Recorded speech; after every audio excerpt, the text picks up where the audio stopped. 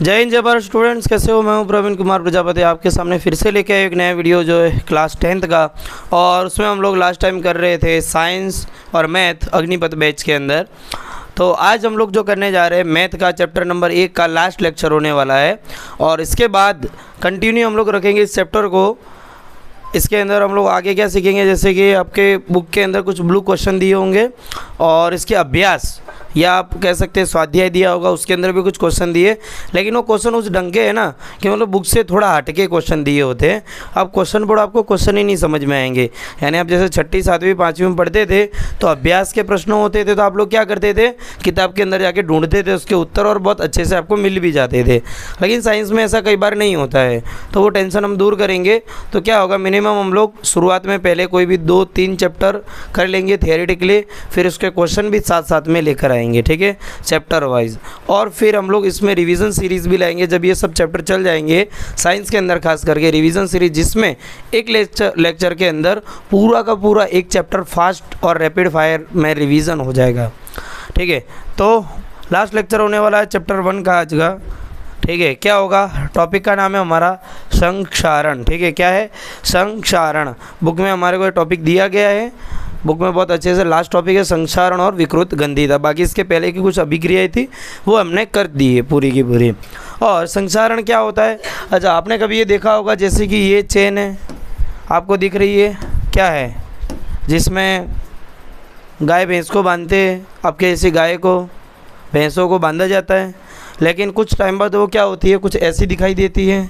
तो इसको हम लोग क्या कहते हैं अपनी भाषा में, ठीक है, क्या कहते हैं? जैसे पहले हमने जब खरीदी तब कुछ इस ढंग की थी, लेकिन बाद में जब हम लोग वापस कुछ समय बाद उसको देखते हैं तो कुछ इस ढंग की दिखाई देती है। कुछ लाल कलर का इसके ऊपर जम जाता है, कुछ पपड़ी सी बनने लगती है, जिसको आप अपनी भाषा में क्या कहते हो, जंग लगना कहते हो, ठीक है। तो वही वाला टॉपिक है अपना संक्षारण। बट आज उसमें अपने लोग समझेंगे कि वैज्ञानिक रूप से संक्षारण कैसे होता है या जंग कैसे लगती है, ऐसे कौन से कारण हैं, ऐसी कौन सी वजह जिसकी वजह से जंग लगती है, ठीक है। अच्छा, आप लोगों ने बाइकें खरीदी होंगी, आप लोगों ने गाड़ियाँ भी खरीदी होंगी, तो आपके पिताजी ये कहते होंगे, आपके फैमिली वाले भी कुछ लोग ऐसा कहते होंगे कि आजकल जो गाड़ियाँ खरीद रहे हो वो बड़ी महंगी आ रही है, ठीक है। चलो महंगी तो आ रही है, लेकिन क्वालिटी वैसी नहीं आ रही है। जैसे कि आज पहले के समय की बुलेट देखो और अभी के समय की बुलेट देखोगे, बहुत फ़र्क मिलेगा, ठीक है। पहले के समय की बुलेट का वज़न भी अलग था, उसका जो किक थी ना, किक, उसको चालू करना सबके बस की बात नहीं थी, बुलेट चलाना सबके बस की बात भी नहीं थी। और अभी तो क्या हो रहा है कि बीड़ी जैसे टांगों वाले लड़के भी बुलेट को एक किक में या सेल्फ स्टार्ट में चालू कर दे रहे। तो सबके बस की बात नहीं थी, क्योंकि किक जब पीछे जावे ना और नहीं लगे, वो किक वैसे झटका मारती थी, पैर पे कितना खतरनाक चढ़ती थी, वो पहले के बुलेट लवर ही जानते बड़े अच्छे से कि बुलेट कैसे चलाई जाती थी, ठीक है। और एक बार आड़ी हो जावे तो खड़ी करना तो उनके बस की बात ही नहीं हुआ करती थी। और स्प्लेंडर गाड़ी या कोई भी गाड़ी जब आप अभी ला रहे हैं तो उसकी क्वालिटी पहले की तुलना में इतनी वॉस्ट हो गई, इतनी ख़राब हो गई है ना, कि पहले जो आप गाड़ी ला रहे थे तो उसके नीचे वाला भाग है जो पानी में रह रहा है, उस पर कीचड़ लग जा रहा है, तो पहले की गाड़ियों में इतना जल्दी जंग नहीं लगता था। लेकिन अभी की गाड़ियों में आप देख रहे हो जंग लगता है ना, बहुत जल्दी जंग लग जाता है। या फिर कोई पार्ट गाड़ी का ऐसा है जो आप निकलवा रहे हो, दूसरा डलवा रहे हो। मेरी खुद की भी साइकिल थी, तो उसका मैंने पंखा था, वो लोहे का आता था, ठीक है, वो निकलवाया, कंपनी का आया होगा एक, तो फिर दूसरा डलवाया। आप विश्वास नहीं करोगे, वो 4 दिन के अंदर उस पर जंग लगना चालू हो गई थी, बराबर। तो जंग मेनली लगती कब है? पहली बात तो आप ये भी नोटिस करोगे कि जंग अधिकतर गर्मियों की सीज़न में इतनी ज़्यादा नहीं लगती है। मैं खुद राजस्थान से आता हूँ तो मैंने एक चीज़ ये खुद देखी है कि जब मैं सिटी में रहता कुछ समय के लिए, तो वहाँ की जो गाड़ी है उसमें जंग ज़्यादा लगी हुई दिखेगी कंपैरेटिवली राजस्थान के उस एरिया में जहाँ बरसात कम होती है या लंबे समय तक धूप बनी रहती है, ठीक है। तो जंग लगने की मेन वजह या मेन कारण क्या होता है? वो क्या होता है? पानी होता है हमारा, क्या होता है? पानी होता है। लेकिन आप बोलोगे कि सर हमने कोई चीज़ ऐसी है जो छत पे रख दी है, अब बरसात आई भी नहीं है लेकिन ठंडी का मौसम है, कुछ ठंडी का मौसम, फिर भी सर उस पर जंग लग रही है, पानी नहीं डाला फिर भी जंग लग रही है, घर के अंदर चीज़ पड़ी है वो भी जंग लग रही है। तो कारण ये होता है कि उस पर नमी गिरी होगी। क्या होगी? नमी। नमी समझ रहे हो आप लोग? नमी मतलब वातावरण में रही हुई पानी की मात्रा, ठीक है। तो बरसात के मौसमों में जंग ज़्यादा क्यों लगती है? क्योंकि वातावरण के अंदर किसका भाग ज़्यादा होता है? नमी का ज़्यादा होता है। प्लस नमी के साथ ऑक्सीजन की मदद से, किसकी मदद से? नमी के साथ ऑक्सीजन की उपस्थिति होगी, यानी पानी और ऑक्सीजन दोनों मिलके हमारी इतनी अच्छी चेन को ऐसी बना देते हैं। ये हमारे गाड़ी के कुछ जो पार्ट्स होते हैं वो ख़राब कर देते हैं। ठीक है, चलिए तो हम लोग बुक से कुछ लाइनें पढ़ते हैं। क्या दिया है बुक के अंदर, हमारी प्यारी सी एनसीईआरटी माता के अंदर। कहाँ गई एनसीईआरटी माता, ये रहा। संक्षारण, अच्छा इसको थोड़ा और जूम कर नहीं सकते क्या? करेंगे, हम अवश्य करेंगे, जूम करके पढ़ेंगे। क्या हमारे बच्चे कुछ लोग चश्मे वाले हैं, बोलते हैं कि सर आप ये किताब वाला जो है वो हमारे लिए बोले थोड़ा सा क्या है कि वैसा पढ़ता है, वैसा कैसा छोटा पढ़ता है। ठीक है, तो हम थोड़ा बड़ा कर लेंगे। हाँ, ये आ गया हमारा टॉपिक तैयार। चलिए, संक्षारण। संक्षारण मतलब क्या, सीधी सी हमारे देसी भाषा में क्या होगा, जंग लगना। अच्छा एक बार और एक बात ये कहना चाहूँगा कि लोहे पर तो आपने जंग लगते देखा है, क्या आपने चांदी पर जंग लगते देखा है, चांदी का संक्षारण होते देखा है? अच्छा, आप ये समझो कि आपकी जो चांदी के गहने हैं वो आपने पहने, फिर निकाल के बक्से के अंदर या मतलब अपने ड्रॉवर के अंदर लंबे समय तक रख दिए, फिर आप जब निकाल ले तो उसकी जो चमक है हल्की सी कम हो जाती है, यानी हल्का सा वो धुंधला पड़ता है। आप नोटिस करना, हल्का सा उस पर हरापन जैसा आ जाता है। फिर आप वापस उसको पहनते हो कुछ समय के लिए तो वापस वो चमकने लग जाता है। तो हकीकत में चांदी का भी संक्षारण होता है, लेकिन बहुत कम मात्रा में होता है। वो इतनी कम मात्रा में होता है कि आप जब लंबे समय तक रखते हैं तो उसकी चमक कम होती है, फिर आप जब पहनते हो तो आपके हाथ की वजह से उसका ऊपर वाला भाग निकल जाता है, तो वापस अपने को लगता है नहीं जंग जैसा कुछ नहीं लगा, बाकी लगता है उसको भी जंग है। ठीक है, जैसे लोहे का जो ऊपर वाला भाग था अपना, ये कौन सा लाल कलर का, जब जंग लगती है उसको निकाल देंगे तो नीचे वापस लोहा वैसा ही मिलेगा। ठीक है, चलिए तो लोहे को भी जंग लगता है और चांदी को भी जंग लगता है, लेकिन ये डायलॉग सुना होगा, सोने को कभी जंग नहीं लगता। ठीक है, सोने को नहीं लगता है। आपने अवश्य देखा होगा कि लोहे की बनी हुई वस्तुएं चमकीली होती है, लेकिन कुछ समय पश्चात उन पर लालिमा युक्त भूरे रंग की परत चढ़ जाती है। लालिमा युक्त जानते हो, लालिमा युक्त लाल कलर वाली, ठीक है, हल्की सी, और भूरा यानी चॉकलेट जैसा कलर, डार्क चॉकलेट जैसा। ठीक है, प्रायः इस प्रक्रिया को लोहे पर जंग लगना कहते हैं। कुछ अन्य धातुओं में भी ऐसा ही परिवर्तन होता है। क्या आपने चांदी तथा तांबे पर चढ़ने वाली परत के रंग पर ध्यान दिया है? जब कोई धातु अपने आसपास अम्ल, आर्द्रता आदि के संपर्क में आती है तब ये संक्षारित होती है। इस प्रक्रिया को संक्षारण कहते हैं। परिभाषा दी, संक्षारण किसे कहते हैं? तो जब कोई धातु, क्या धातु, और संक्षारण आप नोटिस करना धातुओं का ही होता है, प्लास्टिक का संक्षारण नहीं होता है। ठीक है, लकड़े का संक्षारण नहीं होता है क्योंकि वो धातु है ही नहीं, मेटल नहीं है वो। ठीक है, तो धातुओं का संक्षारण होता है क्योंकि अपने आसपास अम्ल, आर्द्रता आदि के संपर्क में आती है। किसकी? आर्द्रता मतलब नमी, क्या नमी। ठीक है, अम्ल मतलब एसिड की मात्रा थोड़ी सी। अब आप बोलोगे सर वातावरण में एसिड कहाँ से आता है? वातावरण में भी एसिड की मात्रा होती है। आप जो गाड़ियाँ चलाते हो उसमें से वो धुआं निकलता है, फिर वो कुछ फैक्ट्रियाँ जलती है, फैक्ट्रियों का धुआं निकलता है, वहाँ पे सल्फ़र डाइऑक्साइड वातावरण में जाता है, सल्फ्यूरिक एसिड बनाता है वातावरण में जाकर, फिर वो सल्फ्यूरिक एसिड पानी के साथ थोड़ी बहुत मात्रा में गिरता है ज़मीन पे। ठीक है, तो उसमें भी किसकी मात्रा होती है? अम्ल की मात्रा। फिर आर्द्रता आदि के संपर्क में आती है तब ये क्या होती है? संक्षारित होती है, और इस प्रक्रिया को संक्षारण कहते हैं। समझ में? संक्षारण किसे कहते हैं? चांदी के ऊपर काली परत, कैसी परत याद रखना है, चांदी के ऊपर कैसी परत? काली परत। चांदी के ऊपर कैसी परत चढ़ेगी? काली। और यहाँ पर दिया है तांबे के ऊपर, एक मार्क्स में आ जावे कभी कभार, तांबे के ऊपर कौन सी? तांबे के ऊपर हरी परत। कैसी? हरी परत चढ़ना संक्षारण के अन्य उदाहरण है। समझ में आया संक्षारण वाला टॉपिक? देखते हैं अभी बुक में और भी कुछ दिया है, वहाँ क्या दिया है। हम चलते हैं हमारे पुस्तक की ओर। ये रहे हमारे संक्षारण वाला टॉपिक, बढ़ते हैं आगे। अच्छा वही नहीं, अभी भी बाकी है ना संक्षारण वाला। चलिए ये पूरा ही भाग ले लेते हैं ना। चलो भाई तुम भी आ जाओ।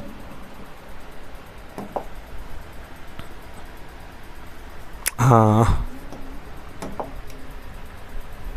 चलिए भाई, अब हम ये वाला भाग पढ़ते हैं। संक्षारण के कारण कार के ढांचे, पुल, लोहे की रेलिंग, जहाज तथा धातु विशेषकर लोहे से बनी वस्तुओं की बहुत क्षति होती है। क्षति मतलब वो नष्ट होते हैं, खराब होते हैं। भाई जब जंग लगती है, आपके घर के जो दरवाजे हैं नए नए आते हैं, फिर आपके पापा लोग कलर वाले को बुलवा के दरवाजे पर भी कलर करवाते हैं। तो दरवाजे पर कलर करवाए जाने का रीज़न क्या है? उसको लोहे पर उसको घिसकर चमक बनाकर भी छोड़ सकते थे। ठीक है, कलर लगाने से क्या होता है, उस पर जंग नहीं लगती है। ठीक है, कुछ लंबे समय तक जंग वहाँ पर रुक जाती है, मतलब बनेगी ही नहीं, क्योंकि उसकी सतह जो है डायरेक्टली हवा और पानी के संपर्क में नहीं आती है। बराबर। लेकिन क्या होता है, कार के कुछ ढांचे होते हैं, जब कोई भाग आप देख लेना, कार का कोई भाग जब घिस जाए, कोई स्क्रैच पड़ जाए, तो कुछ समय बाद वहाँ पर भी जंग लगने लगती है। फिर पुल होते हैं, क्योंकि भाई पुल, जो बड़े बड़े पुल बनाए जाते हैं अपने भारत देश के अंदर, उसमें लोहे का प्रयोग भी होता है। ठीक है, तो जिस लोहे का प्रयोग होता है उसको भी जंग लगता है। ठीक है, आपके घर के अंदर जब आप धावा भरते हो अपने घर की छत, क्या बोलते हैं उसको, छत ही बोलते हैं। हाँ, तो जब छत बनाते हो तो उसके अंदर भी वो सरिये डाले जाते हैं। आप नोटिस करना, सरिये जो होते हैं जब बाहर खुले में लंबे समय तक पड़े रहते हैं उस पर भी जंग लगती है। तो जंग लगने से क्या होता है? आप बोलोगे सर कुछ नहीं, घिस देंगे उतर जाएगी, पर हकीकत में वो ऊपर की लेयर ख़राब होती है। वो लोहे की क्या होती है, लेयर को हम उतारते हैं या पपड़ी बन के भी गिर जाती है, तो क्या होगा, वो भाग नष्ट होता जाएगा। ठीक है, आप देख लेना, कुछ घर है जो योगी बाबा तुड़वा रहे, नहीं वो बुलडोज़र वाले बाबा है, बुलडोज़र लेके चले आते माफियाओं का घर तोड़वाने, तो वो जो माफियाओं का घर टूटता होगा, या आपने आजू बाजू वालों के घर टूटते या तोड़ते देखा होगा, उसमें जो सरिये निकलते हो कैसे ऐसे सड़े गले निकलते हैं। ऐसा लगता नहीं कि मुर्दे को गाड़ दिया था, खाली हड्डियाँ बाहर आई है। बरोबर। तो वो सरिया हमने डाला तब कैसा हष्ट-पुष्ट था, लेकिन जब बाहर आया तो वो कैसा होता है, कुछ सड़ा गला सा, तो क्योंकि अंदर भी पानी की मात्रा तो रहती है भाई, बरसात आता है जाता है, तो उसकी वजह से सरिये भी सड़ जाते हैं थोड़े बहुत, तो बहुत क्षति होती है, नष्ट होता है। लोहे का संक्षारण एक गंभीर समस्या, बहुत बड़ी समस्या है। हकीकत में आपके लिए समस्या नहीं होगी, लेकिन सरकार के लिए बहुत बड़ी समस्या है, क्योंकि अधिकतर चीज़ें जो गवर्नमेंट बनाती है उसमें लोहा प्रयोग होता है, चाहे ट्रेन हो, चाहे पुल हो, कुछ भी हो। लेकिन 2 साल के अंदर फिर से वही मगजमारी, फिर से वही खराबी। अब इतना जंग लग जाए हाथ जीतना तो ठीक है, अब बहुत बड़े एरिया में उन लोगों ने कुछ बनाया गवर्नमेंट ने, वो आधे से ज़्यादा ख़राब हो जाएगा 2-4 साल में, फिर से गवर्नमेंट खर्चा करेगी। तो एक बड़ी समस्या है हमारे लिए। क्षतिग्रस्त लोहे को बदलने में हर वर्ष अधिक पैसा खर्च हो जाता है। हर साल उस लोहे को बदलने में बहुत ज़्यादा खर्चा होता है। अध्याय 3 में आपको संक्षारण के बारे में अधिक जानकारी प्राप्त होगी। ठीक है, अध्याय 3 में अधिक जानकारी प्राप्त होगी, यानी अध्याय 3 में संक्षारण वाला टॉपिक फिर से आएगा। मैं आपको तभी भी याद दिलाऊंगा, देखो ये टॉपिक हमने पहले चैप्टर में पढ़ा था। ठीक है, चलिए अब आती है विकृत गंधीता। क्या आती है? विकृत गंधीता। उससे पहले हाँ, अपने यहाँ देखेंगे, चित्र में लाया हूँ। अब ऐसे पैकेट्स खाए होंगे, खाए आप लोगों ने? ऐसी जो चीज़ें जो बनी हुई आती है मार्केट से, आपने खाई होगी। और पैकेट के अंदर आप लोग देखना, जो वेफ़र आती है, ख़ास करके चिप्स आती है, पैकेट कितना बड़ा आता है, ऐसा लगता है अंदर मटेरियल होगा, पर उसमें हवा भरी होती है ना। आप बोलोगे कंपनी वाले चीटर है, गैस भर के दे देते इतना सा, तो उसके अंदर आलू भर के देते हैं, इतनी सी तो चिप्स देते हैं, कोरी गैस खाली हवा भरते। वो हवा नहीं होती है, वो नाइट्रोजन गैस होती है। ठीक है, क्या होती है? Nitrogen gas. क्योंकि वो आपके जो खाना है ना, जो उस पैकेट के अंदर पैक है खाना, उसको ख़राब होने से बचाती है। ठीक है, जैसे कि आपने घर पे चिप्स बनाया, बना के देख लेना, आपने घर पे चिप्स बनाए, आप अपने घर के डिब्बे के अंदर 6 महीना पैक करके रखना उस चिप्स को। ठीक है, खोलना बंद करना, लोगे फिर निकालोगे फिर बंद करोगे, तो कुछ समय बाद क्या होगा पता है? उसका जो टेस्ट होगा ना, वो एकदम कड़वा होने लगेगा। कोई ऑयल में तली हुई चीज़ें जब लंबे समय तक खुली पड़ी रहती है तो उसका टेस्ट थोड़ा कड़वा हो जाता है, ख़राब हो जाता है। ठीक है, यानी उसमें गंध सी आने लगती है, अजीब सा टेस्ट आता है, तो उसको हम क्या कहते हैं? विकृत गंधीता। क्या कहते हैं? विकृत गंधीता। बरोबर, यानी गंध विकृत हो चुकी है, पूरी ख़राब हो चुकी है। विकृत यानी टूटा फूटा, गंधीता यानी गंध, टूटी फूटी गंध आती है ऐसा, बरोबर, बहुत ख़राब टेस्ट आता है उसका। तो ये जो चिप्स आते हैं, इसके अंदर भी वो जो डेट नहीं लिखी आती एक्सपायरी डेट के बाद आपको नहीं खाना है। अब कभी ला के रखना, जैसे कि 2024 चल रहा है तो जो 2 महीने बाद एक्सपायर होने वाला होगा वैसा फूड पैकेट ला के रख देना है, 4 साल बाद खोल के खाना, ठीक है। और टेस्ट बड़ा अजीब सा आएगा उसका, ठीक है, क्योंकि तब तक नाइट्रोजन गैस का बेचारी का काम ख़त्म हो चुका होता है। तो ये पैकेट आते हैं, तो अगली बार है ना, कंपनी वालों को दोष मत देना कि वो गैस भर के दे रहे हैं, वो आपके फूड को बचा रहे हैं, लंबे समय तक टिका रहे हैं। क्योंकि आप जो फूड खा रहे हो सकता है वो जो पैकेट है दुकान वाले के बाहर 4 महीने से लटक रहा होगा, चलो वहाँ तो 4 महीने से लटक रहा होगा, 2 महीने कंपनी वाले के पास पड़ा होगा, ऐसा भी हो सकता है। तो इस ढंग के फूड को बचाने के लिए क्या, इस ढंग को फूड को बचाने के लिए हम उसमें कौन सी गैस भरते हैं, नाइट्रोजन जैसी गैस उसमें भर देते हैं। समझ में आ रही बात? तो देखते हैं बुक वाला टॉपिक, बुक वाले ने क्या यहाँ पर रामायण महाभारत कथा की है। चलिए, वसा युक्त अथवा तेलीय खाद्य सामग्री जब लंबे समय तक रखी रह जाती है तब उसका स्वाद या गंध कैसी होती है, पता करना। आपको नहीं पता होगा तो आपके मम्मी पापा को पूछना, ठीक है। उसके स्वाद हल्का सा कड़वा आता है, गंध थोड़ी सी अजीब सी आती है, ख़राब आती है। उपचयित होने पर तेल एवं वसा विकृत गंधी हो जाते हैं। इसका क्या हो गया, उपचयन हो गया। क्या हो गया, उपचयन। लास्ट टॉपिक में मैंने समझा था उपचयन मतलब ऑक्सीडेशन हो गया। क्या हो गया उसका, ऑक्सीडेशन। जो पदार्थ है ना ख़राब हो रहा है ना वो ऑक्सीजन की वजह से हो रहा है। जैसे कि आलू की चिप्स है, मैंने बना के रख दी खुले में, तो ये वातावरण की ऑक्सीजन इधर जाएगी, ठीक है, और इसको ख़राब कर देगी। समझ में आ रही बात? अच्छा, तो ये ऑक्सीजन से ख़राब ना हो इसके लिए हम लोग क्या करते हैं, इसको एक पैकेट में भर लेते हैं और इसके अंदर सिर्फ नाइट्रोजन गैस भर देते हैं, तो नाइट्रोजन की वजह से ख़राब नहीं होगा, ठीक है। क्योंकि नाइट्रोजन एक ऐसी गैस है जो जल्दी किसी से अभिक्रिया नहीं करती है।